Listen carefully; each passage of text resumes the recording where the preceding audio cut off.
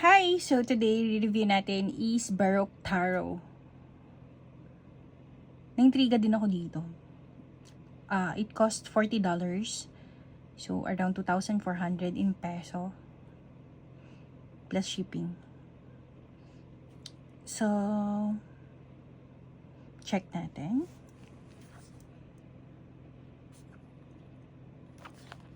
Ito yung gilid. May gold. Likod. Namuchi. Yan.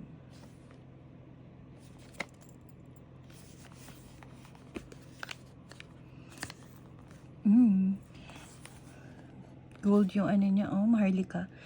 This deck calls the user to care for their soul with much love, to open their heart and mind to learn their lessons and better themselves, and to have faith that all will unravel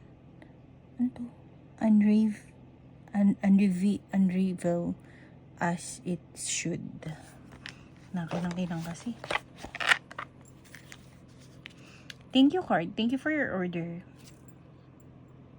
Pa 5-star daw. Ito, simple, anipis nung ano niya. Anipis nung book niya. Book Tarot. Baroque Tarot deck. In fairness, ano siya? Colored. Meron siyang spread. Tas upright and reverse keywords. Meron din meaning.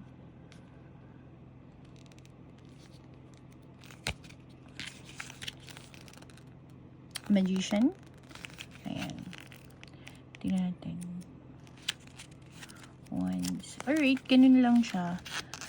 Simple lang. It's 90 pages. Cute lang. Maliit. Now, let's proceed with the cards. Oh, wow. Tingnan nyo. Meron pa siya sa loob na ano. Oh.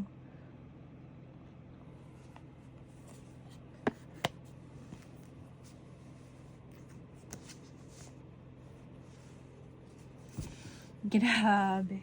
Mukha siyang ano, yayamanin. Gold. Oh. Ganda. Tapos, naka-emboss pa yung ano niya. Yung likod niya, naka-emboss yung mga gold. Oh. Ang ganda niya. Nakakatuwa. So, reverse or upright, hindi makikita. Maganda. Ang ganda niya.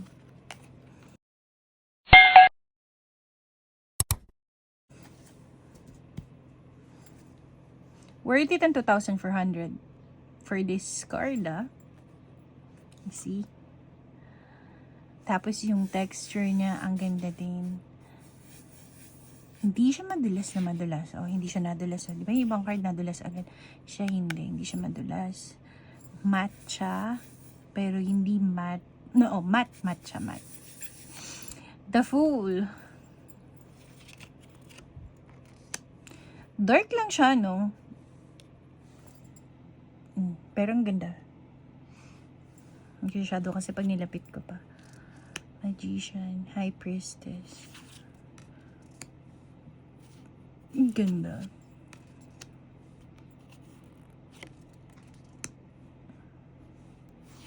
The Hierophant. The Lovers. The Chariot. Strength. Limit. Wheel of Fortune. Justice. Hangman. Death. Temperance. The Devil. The Tower. The Star. The Moon. Judgment. The World. Ace of Pentacles. Two of Pentacles. Three of Pentacles. Four of Pentacles. Five of Pentacles. Six. Ang ganda. 7. 8. 9. 10. Page. Knight. Queen. King. Ace. Two of Cups. Three of Cups. Four of Cups. Five of Cups. Six of Cups.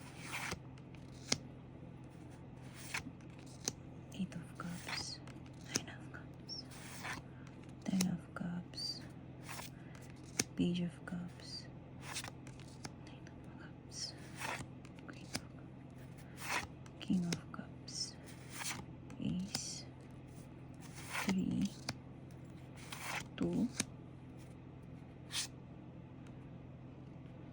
4. 5. 6. 7. 8. 9. 10. Page.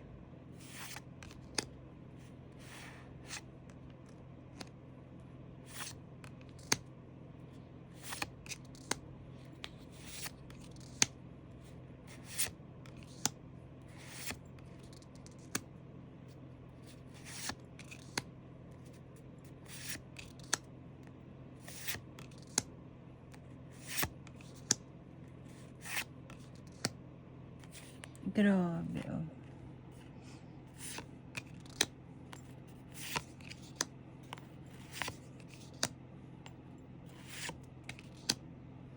King. Alright, ngayon, try naman natin siyang i-shuffle.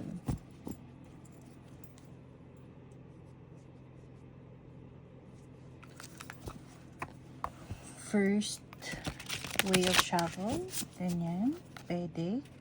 Kaya lang, kung ayaw mag-bend yung card, of course, kung ganito yung gagawin mo. Diba? So, next naman, if pag ganito, gintuan eh. Swabe lang.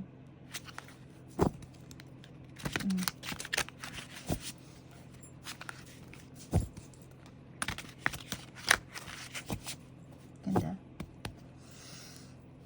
Ang ganda. The quality, hindi siya malambot, hindi siya sobrang tigas. Ang ganda niya. Matte. Tapos may mga naka-emboss.